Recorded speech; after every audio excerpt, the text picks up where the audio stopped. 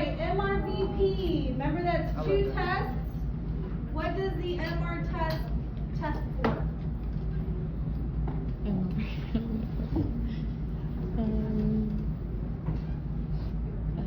This was a quiz question. Mixed acid fermentation, yes. And so remember, those are bacteria that don't care that it's becoming acidic. They even produce more acids. They're fine with the pH dropping. They don't care. Whereas a neutrophile, they really do care. They die, right? VP is the opposite of the MR, right? VP is becoming too acidic. They don't want to die, so they're going to neutralize their acids. And the VP test for an intermediate in the pathway of them neutralizing the acids they produce from eating, and that's an acetone intermediate. All right, what is urease and what does it do?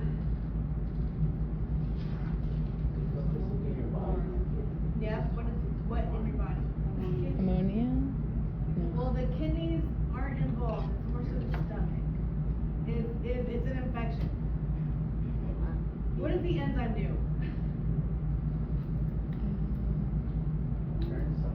Something with ammonia. Ammonia, yes. Oh. So urease produces ammonia. It converts urea back to ammonia, which is a base. So that's how the guy that produces stomach ulcers is able to neutralize the pH of your stomach and cause a ulcer. I think the other ones that we're missing are let's see, we said TSI, phenol reds, The EMB? blood auger, which we'll talk about in a second. The citrate, the cinnamon citrate. Remember that citrate is the only type of carbon in the media. You have to produce the enzyme. Citrate permeates your citrates in order to be able to use it. What's a positive citrate test? What color does it turn? Green? Blue. Oh, blue. Blue. What about urease? What's a positive urease test? Pink? Pink. It's very pretty pink. Okay. All right, so moving on to these. What type of bacteria does MSA help us isolate? Yeah, halophiles, or they're also called osmotolerants. You have to be able to tolerate the salt to grow. Is this a selective or differential media or both? Both. Yes, perfect. Okay. How do we know? Because we do. All right, so what was the indicator molecule used to detect indole? What did we add to the SIM test tube to detect indole production? Wasn't it very bad? Yeah? It was A and B, right? A and B. No. Mm-mm. No, this was not iodine. Iodine was for the starch. A and B was for the VP. Starts with a K. Kovacs. We added Kovacs reagent. What was the positive result for indole production? Bubbling? Cherry red ring. Oh. Black is gonna be for hydrogen sulfide and TSI or the same. So it's a cherry red ring after you add Kovacs. What's the enzyme?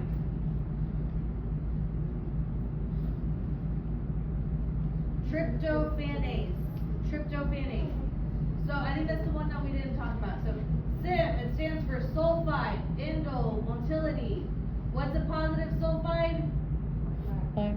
Black. Indole production, we just talked about, right? The enzyme is tryptophanase, the cherry red ring. How do we know if something's modal? It spreads. Moves around, right? If it stays where you stabbed him at, he can't move. If it diffuses out, the entire thing is cloudy, or you see the thing's gone moved around. It moved. If it moves, it's modal. Okay, what two tests that we worked with form a black precipitate, and what does it mean when it forms? SIM?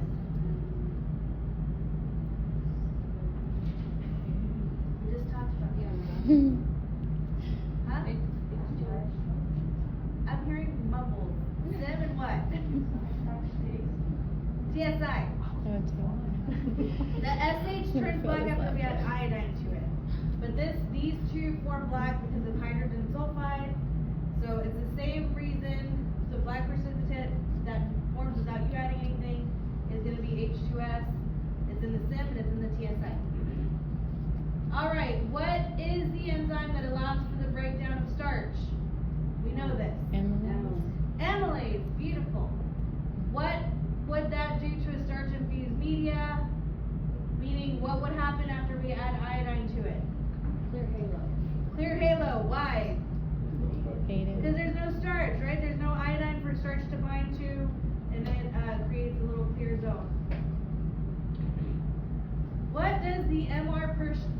of the MRBP test for? Yeah, that's the methyl red, perfect, yeah, so, but what is the methyl red test, test for? Oh, yeah. What is, mixed acid fermenters, perfect, yes. So these guys are, they don't care that the pH drops. I'm not worried about you understanding why phenol versus methyl was used. I'll give you that answer. We already got too much to learn. Okay, what about the VP portion? The opposite, right? They need to neutralize it. So it's gonna be that acetone intermediate. Yes. Alright, so what is the name of the tube inside of the phenol red tubes? Yeah, Durham tube. And it does what? Trap gas. Alright, so know all the color changes. I have a little practice thing we'll go through in a little bit. Acronyms, we just talked about those. We'll talk about this in a second. We talked about urease.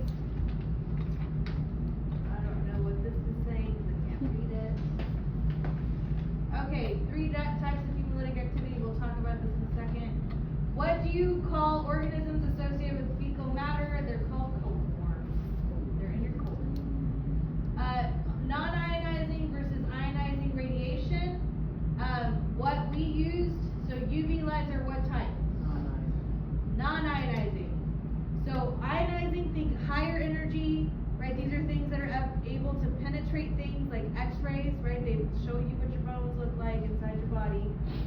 So they can go through the skin, the muscle, all that stuff. That's ionizing radiation. Non-ionizing is not able to penetrate. It's lower frequency, lower energy wavelength. So UV light is non-ionizing. With that said, would it be able to bypass the lid? No. Would it be able to bypass the stencil? No. It was only able to kill the bacteria that were directly exposed to the light. Any sort of barrier would have not been effective, right? So, no. Okay, oh, I didn't know there was, okay. So no resistance versus sensitive. So if somebody is sensitive to an antibiotic, that means the antibiotic can kill them. If it's resistant, then it means the antibiotic cannot.